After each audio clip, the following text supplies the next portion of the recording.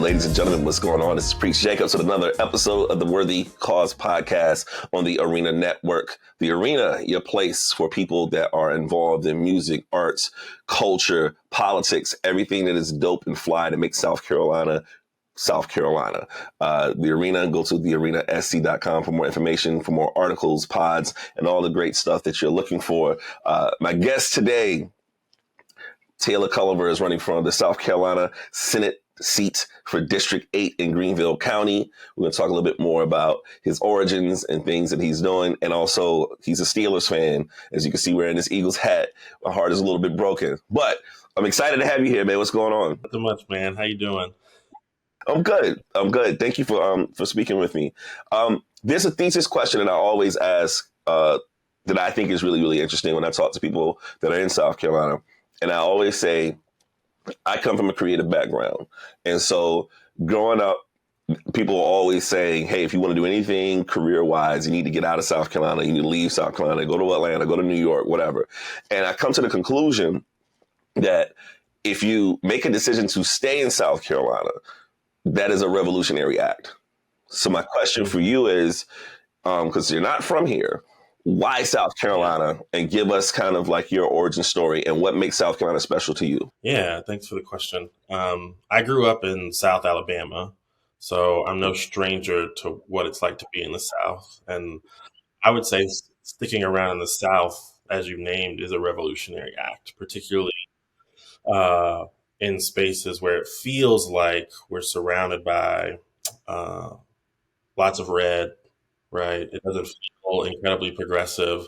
I think the people who stick around and who try to work to make it better for the people who are here are revolutionary. And so I grew up in South Alabama in a small town called Bay Minette. It was like 8,000 people. Everybody knew everybody's business. It was a great, I think, environment to grow up and to learn a lot about what it means to be in community with other people across, the spectrum. And I went to the University of Pennsylvania. That's where I met my wife. Probably the greatest gift of being at Penn was meeting her. And after we got married, we moved down to South Carolina. She got a job at Michelin. So that was about 6 years ago. And we were in Greenville for probably about 3 to 6 months before I was like, this is it. Like, I could see us just like settling down here, raising a family. There's a ton to love about Greenville. I think there's a ton to love about South Carolina in terms of the coast and the mountains and urban environments and rural environments. I think our state has the gamut of all of the kind of places and spaces that you could want to be. And I think there's a lot of potential for Greenville to be a really incredible city as we continue to grow. And I just want to invest in the community and make where I live the kind of community that I think is prosperous for all of us, particularly my family. So as long as I'm here, I'm going to be working hard to make it better. Yeah. It's interesting because like I and I think about this when I'm thinking about young Black and brown people that are running for any particular office, specifically in the South. I referenced this documentary called Returning to the South by Charles Blow, where he has this theory that he's calling it reverse migration, where from our earlier generations, we were encouraged to move out of the South, go to Detroit, go to the Chicagos, go to the West Coast. But he's saying that there needs to be an interest in Black people moving back to the South because it's the highest concentration of African Americans and it's the possibility of having a better political pull. I saw a statistic that was saying that Greenville is going to be bringing in about 200,000 people that are coming there. why do you think that is happening? What's happening with Greenville that's bringing those people, and what does that mean when you have 200,000 people? What does that mean for people that want to own homes? What does that mean for infrastructure? Like, what does that mean to you? Seeing it could be exciting to see those people coming in because it could mean more to the economy. It could mean jobs, but there's also a real concern if it's not done properly. Yeah, good question. I think this is probably the topic across the political spectrum, across race and gender and age, that gets people kind of ramped up the most is how are we going to handle all the growth that we're experiencing? And Greenville's already gone through a pretty significant phase of growth in the past several years. And so when I think about that 200,000 number, by 2040, there's going to be 200,000 more people in Greenville County. And my take on things is that we're already behind in terms of where we need to be to accommodate the people here, to accommodate the people who are going to move here. I think people are moving here because everybody recognizes that there has been a lot of investment in Greenville, that Greenville is a really incredible place to raise a family or to retire or to make a career transition.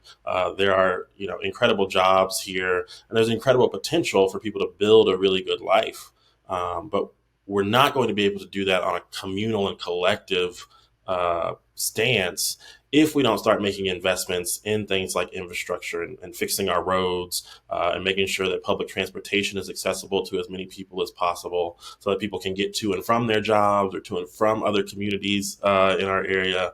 If we don't start investing in education, right, and making sure that the schools that kids can go to are top notch, if we don't start ensuring that we actually have a job market that can pay people the wages to live a really, sound and comfortable life, we're going to be in trouble, right? And so everything that I'm kind of preaching a little bit is around how do we make the investments today to make sure that we don't wake up 15 years from now and say, what the hell happened to this place? It used to be really incredible, and we've really kind of fallen by the wayside in terms of how we could have fulfilled our potential, and so I think we have a lot of work to do. I think Greenville's an incredible place. I think sustainable growth is the only path forward, and making sure that, that the people who are here actually have the ability to stay here, right? And so when you talk about Black and brown folks in particular, so many people have been pushed out of their homes, pushed out of their kind of places where they've lived for 30, 40 years, like that span generations. And we have to start ensuring that housing is affordable in ways that people can stick around and stay where they are, and that the sprawl doesn't happen in ways that are pushing people out of their communities. And so those are all the kind of checks that I'm like, how do we make sure that this place can continue to be the kind of place where people want to come to and continue to be a place where people who are already here can thrive. And if we can do that, I'm looking 15 years down the road, my daughter's going to grow up here, and I'm saying she's going to grow up in a really incredible place where she might want to stick around, right? Where she might want to invest in her community. If we can't do that, then it's going to be really hard, I think, for all of us to find ways to live comfortably, happily, and healthily. And so those are all the things that I'm thinking about as we kind of embark on the campaign. And that's what I'm hearing from people who are in the district, right? Like sustainable growth, responsible growth. That's the kind of the key issue, outside of all of the kind of more polarizing aspects of our political sphere right now. People just want to make sure that Greenville can actually accommodate what we're about to embark on with these 200,000 more people. Yeah, I spoke with Jonathan Ide, who wrote the King biography. And one of the things that he said that was really interesting to me, he was talking about how when Rosa Parks was arrested in 1955, they reached out to a young Dr. King and they wanted him to get involved and to speak about it. And his first response was like, nah, he didn't want to do it. Right.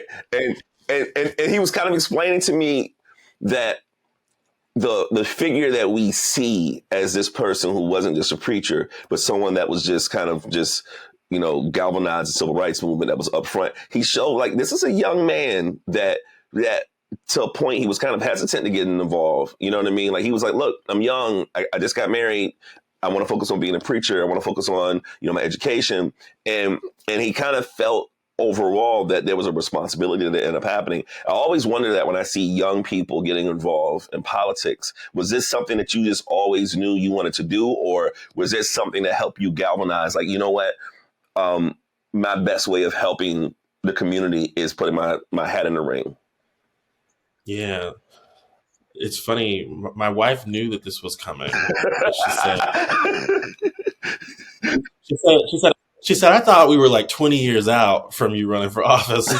So, you know, I grew up at a time where, Obama was kind of making his rise, and I used to just kind of sit in front of the TV and listen to his speeches. And I got really enthralled. I was always, I think, really enthralled with politics and how people work together to create change in their communities.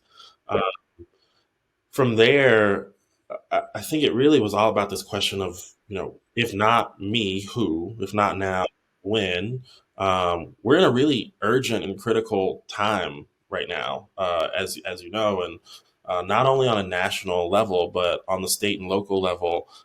There's a lot of what I would say trickle down radicalism, right? So that starts from the top and comes all the way down to places like Colombia, where they're making laws that affect all of our lives. And I'm just the type of person who's like, if nobody else is going to jump in, then I'm going to do it. And Ross Turner, my opponent, hasn't been opposed on the Democratic side for 12 years, right? And there's nothing that pains me more on election day than getting to the ballot and not having an option, right? Only one person who I can vote for. And that has been the case for several years that we've lived in South Carolina. And so, I feel called to do what I can to make life better for myself, for my family, for my community. This is a way to do that, right? It's not the only way. But when we had our daughter 2 years ago, the prayer that I had above all else was, that she's happy, healthy, and safe. And I cannot control that by myself. A lot of what that entails is how she moves through the community.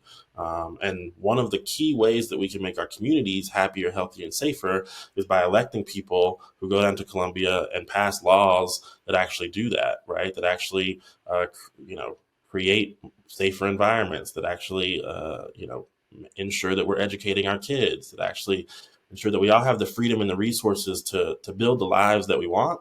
And so, I felt called to step up at a time when I think it's really critical for all of us to be asking ourselves, what can I do to move us towards something that looks more loving and healthy and equitable and just in this world? And that's going to be a lot of different things for a lot of different people.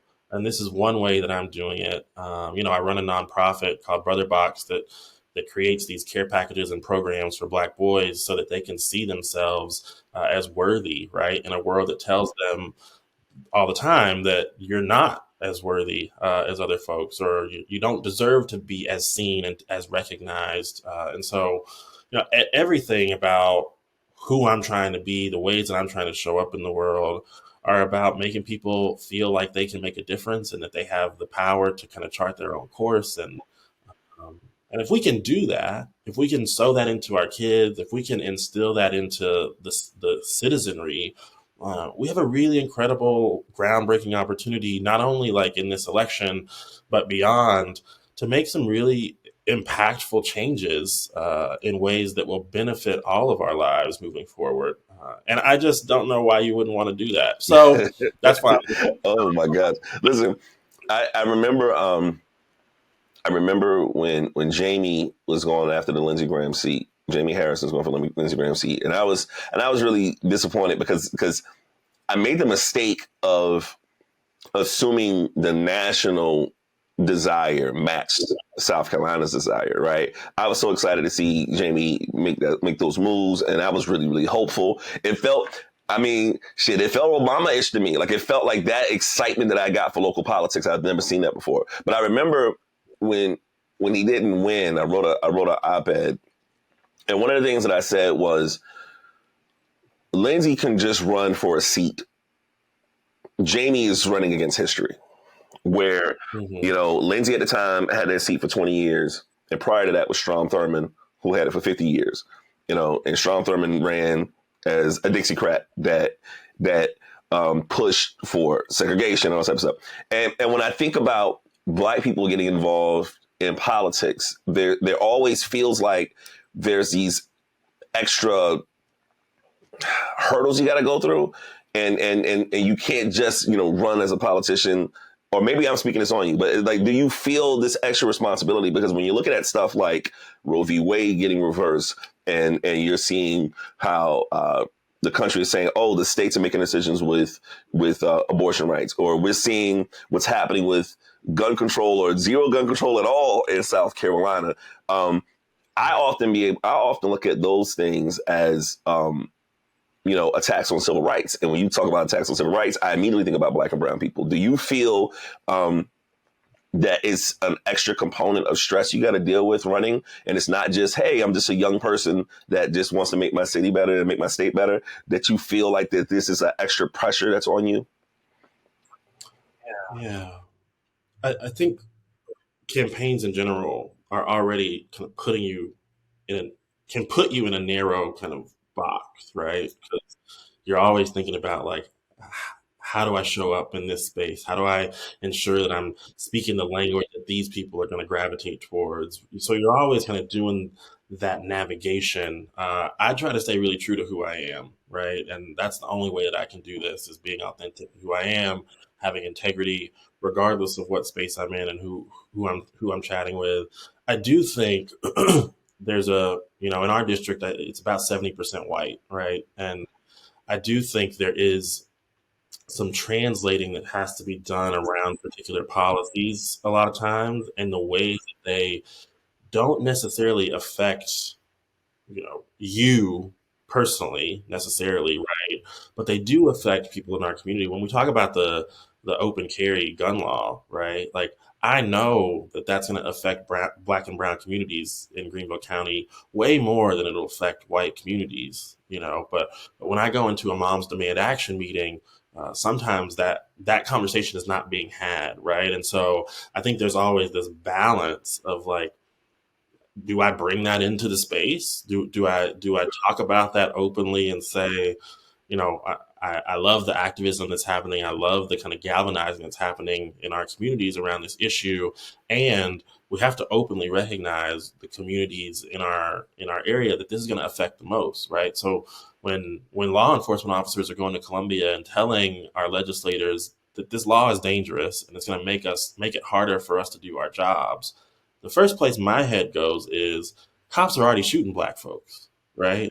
Like, they don't that when it comes to asking the question, good guy with a gun versus bad guy with a gun, we know that the black men in particular are automatically assumed to be the bad guy with a gun, right? So I know, just in terms of access to guns and gun storage and gun safety, like, I just know how that's going to affect our communities more, right? And so I think a lot of what I hold is not necessarily pressure around showing up as a Black man in all of these spaces and running the campaign in this way, but holding all of the kind of acknowledgments of what this means for particular communities, uh, and how do you bring that to a mostly white audience, right? Like, I have this when I embarked on this kind of journey, there was this kind of ringing piece in my head.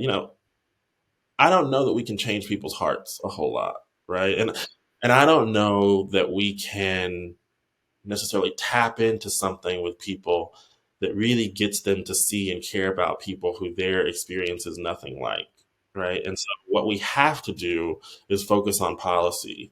We have to talk about policy day in and day out, because it's the policy that across the lines are going to affect us one way or another. And it's all about like finding the mutual benefit, regardless of who you're talking to say this is how that policy is going to affect your life. And there's a lot of bad policy coming out of Columbia right now, like just straight up like bad, like school vouchers, for example, and the ways in which they're trying to universalize school vouchers in our state. Uh, I saw a statistic the other day.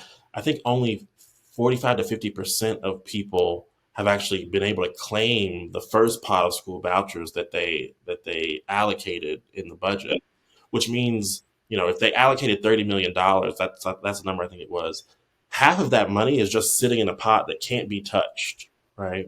Like school vouchers is not, that's not school choice. Like that's not educational freedom.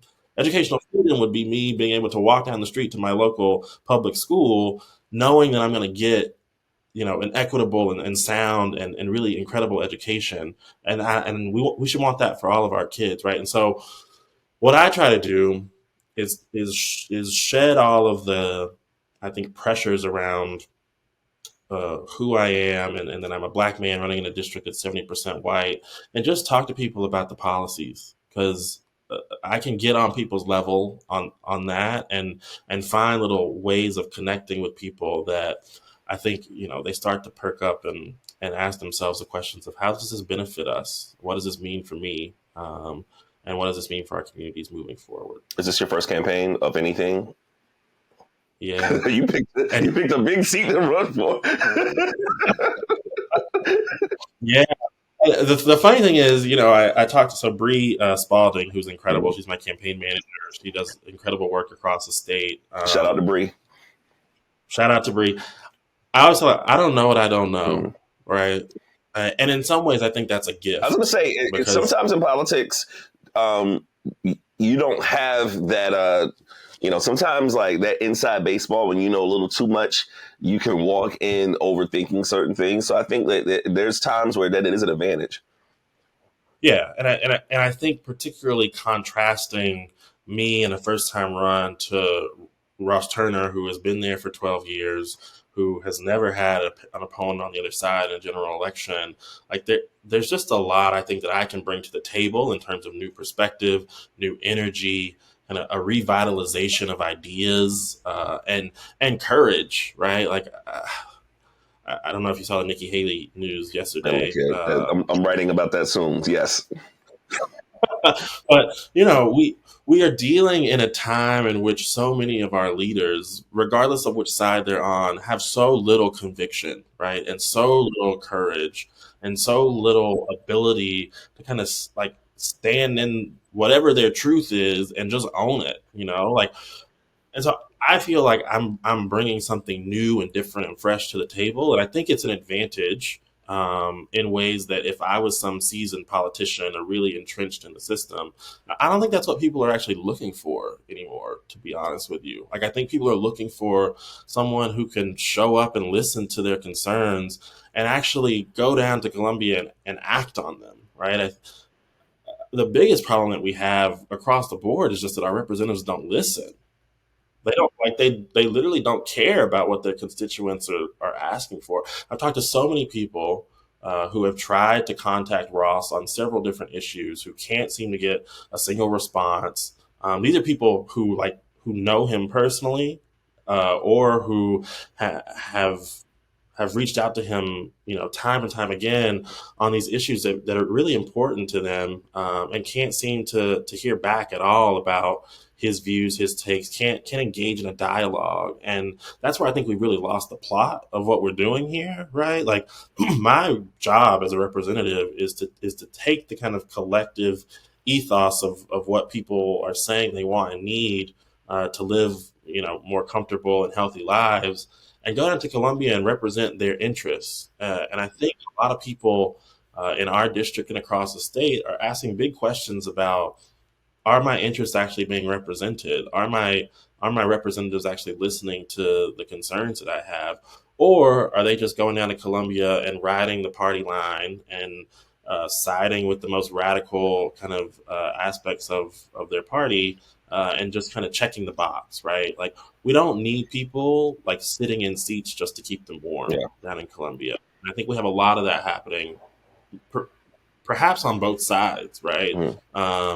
I think we need people on all sides who are going down to Columbia to actually fight for the things that will make our state a lot better. Allow us to. It becomes difficult because, there's a lot of times when I think about, looking at, the Nikki Haley's of the world, or the Tim Scotts of the world. That you still there? Did you freeze up on me? Okay, yeah, it froze up for a second.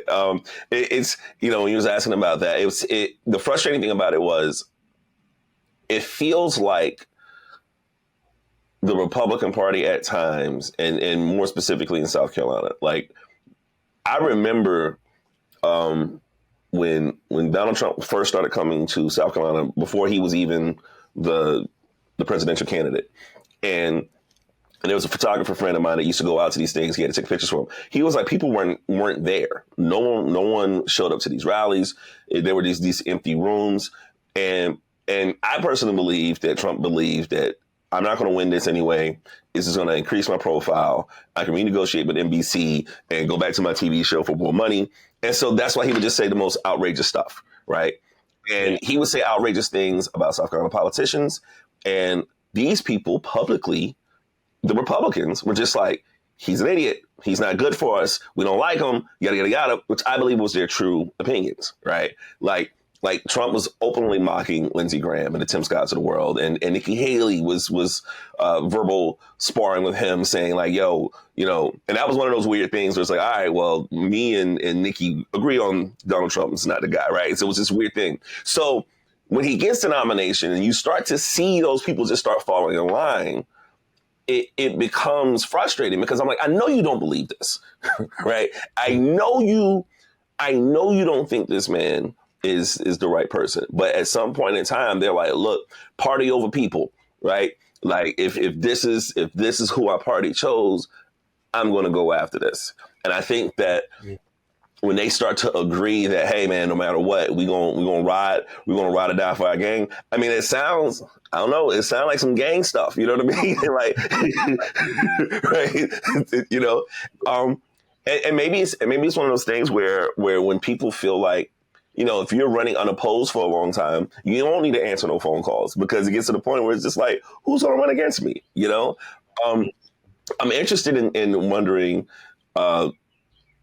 what was the conversation like with your wife when you decided to run? Did she give you like, all right, baby, look, if we start doing this, people are going to start looking at our lives. I don't want this and this and that. Like, what were some of the guidelines that your or any other people in your family, what were some of the guidelines or some of the concerns that your family had before you wanted to run?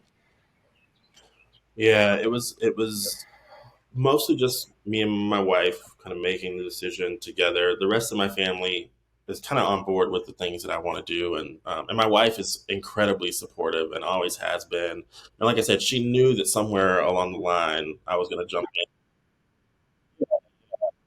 And I think,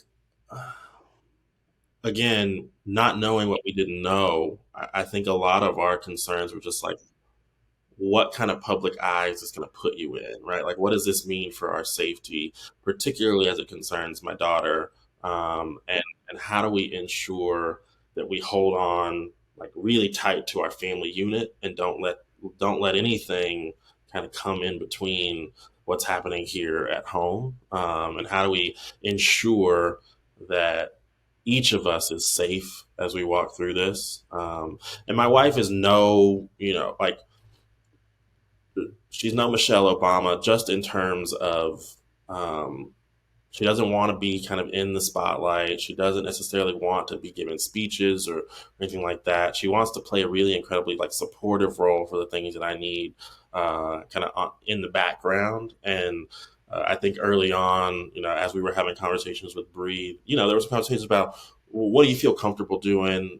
How are you going to support in this campaign? And I think she's really pushed herself a lot in ways that I'm really proud of and grateful for, to continue to kind of step out there. But we're running a state level race, and just trying to figure out how to do that in a way that make sure that everything at home is taken care of, and I got to check myself a lot. Really, it's about the calendar, right? Like, are you putting the stuff on the calendar? Because if it's not on the calendar, then it's not gospel, right? And so I have a lot of work to do still to make sure that the calendar is organized as we get into August, September, October, when things are going to get really crazy. I think it's going to be kind of critical the ways in which we're having those conversations earlier on. But yeah, man, I mean, my wife is incredible. Like I always, she's the one who, I feel like I won the lottery meeting her, marrying her, and building this life here in Greenville with her. And I couldn't think of anybody better to be doing this alongside. And I just really give her a lot of credit for that because it's a big step for her. Well, I'm gonna take that part of this, and I'm just gonna send that to you so you can give it to her. We're gonna chop it up. I'm gonna look out for you, man. I got you. What I think one of the things that I always think is really interesting is that when I talk to young people, regardless if they're black or brown, I think young people in general have this cynical view on the political process. A lot of them probably feel that even on the national level, especially on the national level, they feel like there's no reason to vote because South Carolina is a red state, But I'm always arguing that, politics is always local politics. Two questions that I would have is what would you say to young people that are discouraged with the political process? And also, what are ways, because talking about, and I'm glad you brought up your nonprofit. Talking about Brother Box, I think that being involved with a nonprofit is being involved civically. Where I think that it's also important to show young people that you can be involved in a civic process that is beyond just going to a voting booth. So, what do you say to the young people that are discouraged about the political process and why it's important to them, why it should be important to them, and how do you give them opportunities to say, hey, these are ways that you might not think that you're involved politically, but you can be involved politically. That's not just going in and getting I voted sticker. Yeah. I think the first step in that conversation is just affirming that like the political process is incredibly frustrating, right? It's incredibly kind of gruesome and grinding and annoying, and we look at the state of things, right? And I think people are right to ask themselves, does what I do make a difference, right? Like I think people have many reasons to believe that it doesn't, and uh, I think when we fall into the trap of believing that, we are giving the people in power what they want, right? They want us to be disengaged. They want us to feel cynical, to feel hopeless, and to not care. Because when we do that, you get someone like Ross Turner who runs unopposed for 12 years, right? And you talked about party over people a little bit earlier, and I'd actually take that a step further and say I think it's just power over people, right? And what we have to help people realize, whether young or old, is when we work together, we have way more power than the people who are sitting in those seats, whether in Columbia or in DC. And so, one of the things that I think is really important to communicate to young people is that it's not a snap your fingers kind of game that we're playing here, right? Like when MLK talks about the arc of the universe, right? It's long, but it bends towards justice. Like it takes a long time for change to happen. And we, I work at a separate nonprofit called the Center for Courage and Renewal, where we coach people. We help people personally and professionally kind of show up with integrity and courage in their serving professions, whether it be educators or hospital healthcare workers or activists or nonprofit leaders. And all of those kinds of service-oriented professions, right? You're grinding it out. Like it's not necessarily fun to be a teacher right now, right? Like it was not necessarily fun to be a healthcare worker, particularly during COVID. And so what we have to continue to remind, I think, everyone is that we stand between the current realities of our time, which do look really incredibly bleak sometimes, and a world in which we know that a better way is possible, right? And we know that because on a one-to-one level, when you talk about like politics being local, right? Like we have people from all stripes in our house for Super Bowl Sunday, right? Like when one of our friends is in need of something, we're not having tons of conversations about all of their kind of political beliefs and what have you. And that kind of reminder to me is just rooted in this sense that we have a lot of work to do. We have to be able to stand in that gap between reality and possibility and show up in ways that are true to who we are and that help move our community forward. And it takes a lot of resilience and a lot of resolve, but we're not going to change this overnight. And what you see across so many issues in history is that I think we get tricked into thinking, if you take gay marriage, for example, I remember when the Supreme Court kind of wrote that into, signed, sealed, delivered. It wasn't that happened overnight. It was that community pushed and pushed and pushed and activated and activated and activated for years, right? For years. And then the moment came, right? You always got to be ready for your moment. I think that's the key takeaway is, well, regardless of if it's in your personal life or civically, we're doing the pushing now to be ready for the moment when South Carolina is the tide is turning, right? And South Carolina is not as red as it appears, right? Greenville County is not as red as it appears. A part of me running in this race, we need data. We need to know kind of where we're at. We haven't run for 12 years, and so we don't have any clue what the gap really is. And if there is a gap, I truly believe that there's a lot of people in our district who are in the middle just looking for common sense, pragmatic policy. And so all of that, I think what I'm trying to say is it's really hard. This is really hard work, and it takes a lot of time and it takes a lot of energy and effort. Um, but if we want our lives to change, if we want them to be better, there's no way around the political atmosphere, right? Like, I hear people sometimes talking about like tearing institutions down and what have you, and I'm I I'm affirming to that and validating of those opinions and beliefs, and I just don't see a way around also, right, getting folks in office who can advocate for the people, right, and ensure that we're choosing people over party and people over power. That's the only way I see for us to make really progressive strides, towards building the lives that are good for all of us. And so, I think we gotta. I think what we gotta do is help young people kind of see themselves in whatever that process is, right? And so you talked about not necessarily it only being about voting, but like find a community organization that appeals to your interests that you could get involved in, right? That you can learn more about what's happening in the area where you live. Create something for yourself, right? Like that's what I did with Brother Box. I just kind of came up with this idea because there was a community that I really, wanted to affirm and make sure that they felt seen and heard and loved. And there are so many things that we all can do to make a difference. And my campaign, if you go to the website, if you hear my messaging, it's all about believing, right? Believing that we can win this election because we can. I've seen the numbers, and I know we're this close to turning the tide here. Believing in our own power to make a difference, right? Like we all have an innate ability to go out there and create change. We just got to step into it, right? And that may not look like running for office, but you can, damn sure knock on some doors and make some phone calls. You can contribute financially.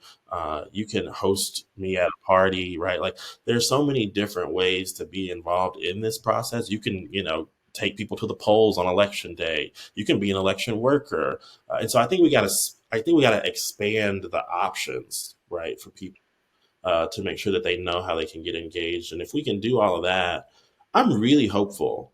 I'm really hopeful. I think there are a lot of cynical folks in the world, and I just don't think that we're as divided as people say we are. I think when it comes down to it, most of us want the same things. I do think there are key issues like guns and abortion, school vouchers, that are really important and critical for us to be speaking up about. Like women deserve the right to make the decisions for their own body, right? Like women deserve medical freedom, and the opportunity to make those decisions alongside their family and their doctor.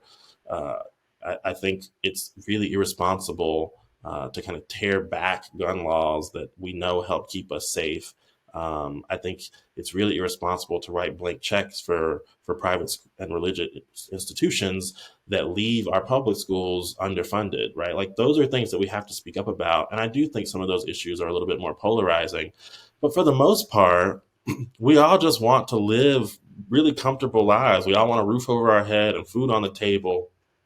We all want to make sure that we can, remain healthy and get the health care that we need, and that we can get to and from work or a party without, hitting a pothole and needing to buy a tire. Like these are kind of across the board common sense things that I feel like most of us are aligned on. And so I just don't want anyone to get too spun up in what I feel like is this media narrative that we're incredibly divided. Nothing's going to change. We're always going to be at each other's throats. I don't think that's true. I think we're in the messy middle right now of a really dramatic shift politically. And I'm encouraging everybody to find your place in that, because the time is going to come, right, where all of the pushing that we've done really starts to like turn the tide. And that happens really quickly, Yeah. right? And so, on the other side, abortion, Roe v. Wade, those folks have been fighting that for 50 years, right? 50 years. All of a sudden, they get a guy in office who can appoint 3 judges, like in the span of a couple of years, like all that 50 years of pushing and activism that they've done on their side, like came to fruition. Now we're seeing the ramifications of that, and we know it's pretty dismal, personally. But that's what this work is. It's a constant kind of push and pull and battle. And I think it's exciting work to be a part of. Yeah. Well, I'm excited about that. One last question. A DJ at a wine bar every Tuesday, and I don't know a lot about wine, but I don't know anything about wine. Hearing that you're a wine connoisseur, what should I ask for to impress the people there next week when I have my gig? So I'm a big kind of like Willamette Valley Pinot Noir guy. So that's like on the West Coast, in places like Oregon, Northern California. It's easy sipping, but also complex. And so maybe, it's not too crazy. You're not asking for too much. But that would be my starter if I were to give you some advice. So yeah, my wife and I love wine. We've been to vineyards all over the country, and hopefully one day we'll get to kind of open our own wine bar and maybe have you DJ. Listen, politics and Pinot. Look at your fundraising party. Let's do it.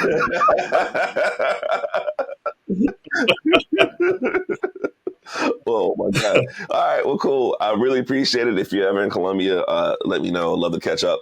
I really love the work that you're doing, man, and I'm rooting for you, brother. So thank you so much for taking the time to speak with me. Yeah, thank you, Preach. All right. Ladies and gentlemen, once again, this is the Worthy Calls podcast with your host, Preach Jacobs, on the Arena Network. Go to thearenasc.com. The Arena, the place of people in South Carolina that are involved in arts, music, culture, politics, civic engagement, and all things dope. Thank y'all so much. We'll see y'all next time. Peace.